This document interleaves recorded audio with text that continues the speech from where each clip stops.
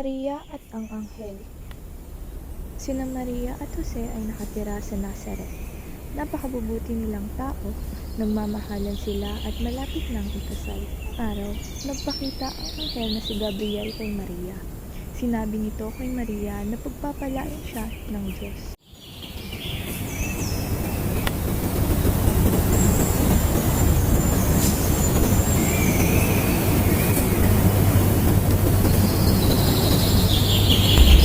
Magalak ka, ikaw ay lubos na kinalulugdan ng Diyos. Sumasa iyo ang Panginoon. Huwag kang matakot, Maria, sapagkat kalugod-lugod ka sa Diyos. Makinig ka, ikaw ay maglilihi at manganganak ng isang sanggol na lalaki, at siya'y papangalanan ni Jesus. Siya'y magiging dakila at tatawaging anak ng kataas-taasang Diyos. Ibibigay sa kanya ng Panginoon ang trono ng kanyang amang si David, upang maghari sa angkan niya magpakailanman, at ang kanyang paghahari ay walang katapusan. Paano po mangyayari ito? Gayon ako isang birhen. Sa Nazaret, isang lungsod sa Galilea, si Jose ay naglakbay papunta sa bayan ng Judea sa Bethlehem, na bayan sinilangan ni Haring David, kasama niyang naglakbay si Maria na kanya'y magiging asawa na nooy nagdadalang tao. Ang kanilang paglalakbay ay tumagal hanggang sa abutin na sila ng gabi sa mga malulubak at madidilim na daan sa Bethlehem. Kaya naman naisipan nilang maghanap ng matutuluyan, dahil ramdam na rin ni Maria sa kanyang tiyan na humihilab na ito at nais nang lumabas ng kanyang ipanganganak na batang si Jesus.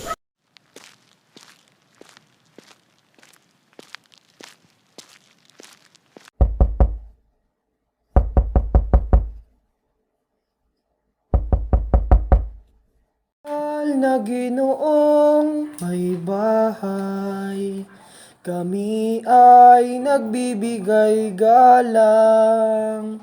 Sa katuloy manunuluyan, kami iyong pahintulutan. Sandalit nais pong magtanong, kung saan sila buhat ngayon at saan man magtutuloy. Tong gabing taimtim inyong layon.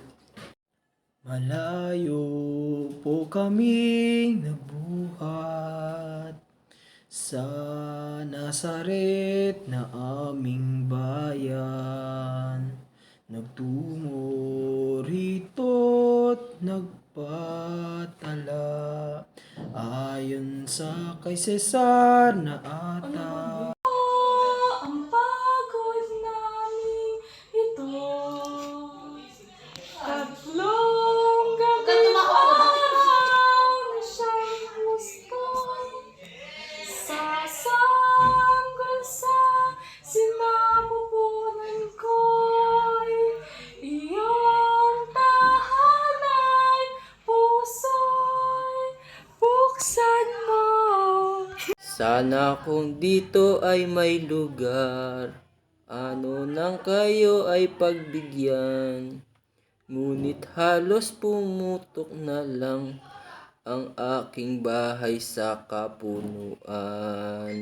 Paalam po among Maginoo, Sintang Maria, paano tayo? Kasi kung irog, huwag matakot, ang Diyos hindi nakalilimot.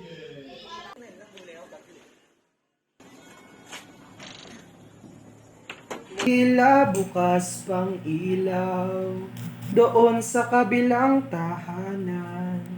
Halika't tayo doon tumawag. Tao po kami mawalang galang. Paumanhin kung sino man kayo, libong bagay nasa isip ko. Darating ngayon kilala ko, buo kong bahay dapat iwasto. Putihin kong ginang kayo'y ina, alang-alang sa buhay kong dinadala. Kahit na po saan mang sulok, sa amin iyong ipagkaloob. Sabi kanina uulitin may tanyag akong panauhin kailangan kong estimahin. Paalam sa inyo ngayon din. Ganitong buhay dukha talaga, walang lakas larong tadhana. Halika aking tanging sinta, at ba'y iba tayong makita.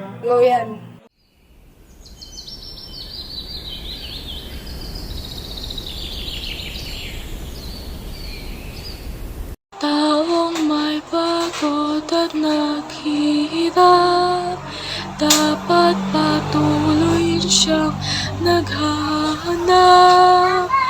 Panginoon, sadyang ang lilingap sa mga taong nagsusumikap.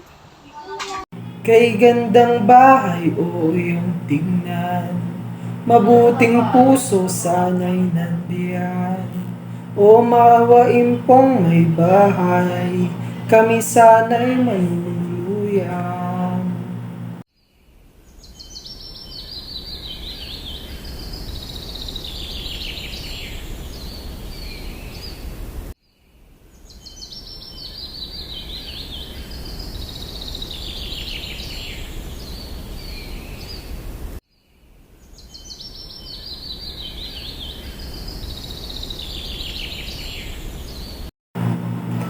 Kay gandang bahay o iyong tingnan, mabuting puso sana'y nandiyan. O maawain pong may bahay, kami sana'y manunuluyan. Tao o hayop baga kayo, at gabing-gabi nang gugulo. Among pakiusap po lamang, sintang asawa ko'y kagampang. Tabiwat mo nang hindahin, sanggol ang siyang iyong alalahanin. Buong bahay ko nga'yo'y tulog, at kayo'y nang bubulabog. Wala akong labis na panahon, sa tulad ninyong patay gutom. Kung ayaw nyo'y di bali na lamang, kami po'y huwag lang laitin. Kami may dukha at pulubi, may hawak ding puso't damdamin. Tao po. Doon subukan natin muli. Tao po, maawa na po kayo sa amin. Nagdadalang tao po ang aking asawa, kailangan na po niyang magpahinga. May alam akong maaari niyong tuluyan, subalit ito'y isang sabsaban lamang. Maraming salamat po. Isang anghel ang nagpakita sa kanila sa panaginip at sinabi, Nagplano si Haring Herodes na patayin ang sanggol na si Jesus. Kaya huwag na kayong babalik sa kanya. natakot si Haring Herodes na ang sanggol na si Jesus ang magiging hari ng mga Hudyo. Kaya iniutos niyang patayin ang lahat ng sanggol na edad 2 taon pababa. Pero nakaalis na sa Bethlehem sila Maria at Jose kasama ang sanggol na si Jesus at nakatakas sila sa galit na Haring Herodes. Hindi na rin bumalik kay Haring Herodes ang mga matatalinong lalaki at nakauwi sila ng ligtas. Pinadala ko rito upang ipahayag ang mabuting balita. Isinilang ng kaisa-isang anak ng luwal ng Espiritu Santo sa pamagitan ng Inang Birheng Maria. Tunay nga na iyan ay isang mabuting balita. Marapat lang na ako'y tumulong na upang masilayan ng isinilang na tagapagligtas.